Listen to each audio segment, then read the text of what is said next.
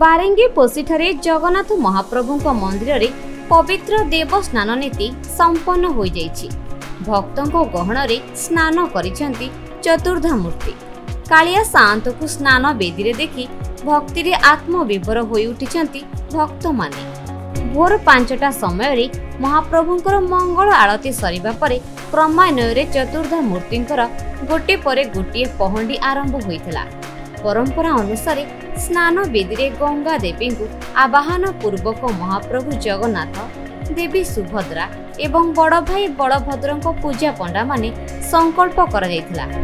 परे परे आरंभ होइतला श्रीजीव मानक स्नान नीति।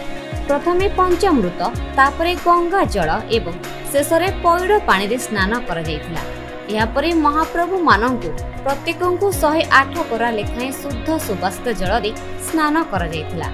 स्नान कार्य परे महाप्रभुंकर अंग पोछा जाई नूतन वस्त्र परिधान करथिले चतुर्धा मूर्ति। या परे चतुर्धा मूर्तिंक देहरे चंदन लागि करा जाई समस्त नीतिकांति करा जायतिला। देव नीति संपन्न हेबा परे दिन तमाम भक्तंक दर्शन उद्देश्य रे महाप्रभुंक साहाण मेला करा जायतिला। गज बेसरे दर्शन देबा परे चतुर्धा मूर्ति गोटी पहंडी रे अणसर पिंडी को विजय करिवे। ओं नीलाचल निवासाय नित्याय परमात्मने बलभद्र सुभद्राभ्यां जगन्नाथाय ते नमो। जय जगन्नाथ। आमर बांगिरपुसी अंचल रे प्रभु श्री बलभद्र सुभद्रा महाप्रभुंकर आज पवित्र महास्नान महा देवस्नान पूर्णिमा उत्सव रे प्रभु बलभद्र सुभद्रा जगन्नाथ महाप्रभुंकर सकाळ 5टा बेले द्वार फेटा नीति आरंभ होईची एवं तापरे ठाकुरंकर भोग ताकर पूजा नैवेद्य सारिला परे महास्नान वेदी की प्रभु बलभद्र सुभद्रा भी जगन्नाथ महाप्रभु तीन वेदी रे आसी स्नान वेदी रे उपस्थित होइछनी। स्नान वेदी रे तांको बसाई महास्नान पूजा आरती भोग होम तांकर सब किछि नीति हबो हेई साराणी। तापरे संध्या 7टा 9टा सुधा आमे मंदिर रे प्रभु को प्रवेश करेबा। जय जगन्नाथ। देखुन प्रभु जगतरनाथ जगन्नाथ महाप्रभुंकर जो 12 मासरे 13 पर्व अच्छी से 13 पर्व भितर स्नान पूर्णिमा गोटे अन्यतम।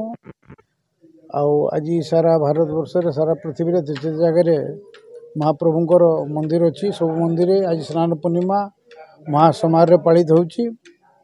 आज इठारू महाप्रभु को पुणी ज्वर हेबो से 15 दिन काल अणसर घर रहे एवं तांकर गुप्त चिकित्सा हेबो एवं ता पर दिन से नवजौवन दर्शन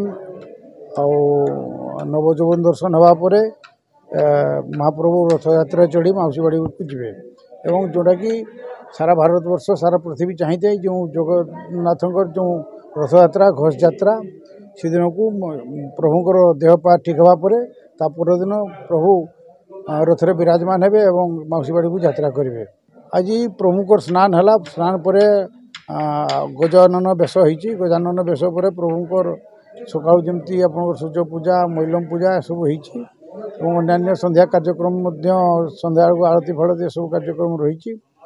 आज प्रभु संध्या परे भक्तों दर्शन पर 15 दिन काल गुप्त नीति चलो। गुप्त नीति पर आसंता 7 तारिख दिन प्रभु से वर्ष गोटे आपंकर पांजीर भी विडंबना अच्छी कारण रथ दिन ही सब कार्यक्रम हम से दिन नवजौवन दर्शन अच्छी रथ प्रतिष्ठा अच्छी नेत्रोत्सव अच्छी सबुदिन से अच्छी रथ टणा कार्यक्रम से अच्छी। तो जहाँ भी प्रभुंर कार्यक्रम से सुरखुरे हम एवं समय नीतिकांत अनुसार हम आटा चिंता कराब आगामी कार्यक्रम सब केमती सुरखुरे हम से आम कमिटर कार्यकर्ता मैंने यत्नवान अच्छा प्रभुंर कार्य केमती सुरखुरे हम प्रशासन तार सहित सहयोग करुँच। मयूरभंज प्रदीप्त होता रिपोर्ट खबर ओडिशा।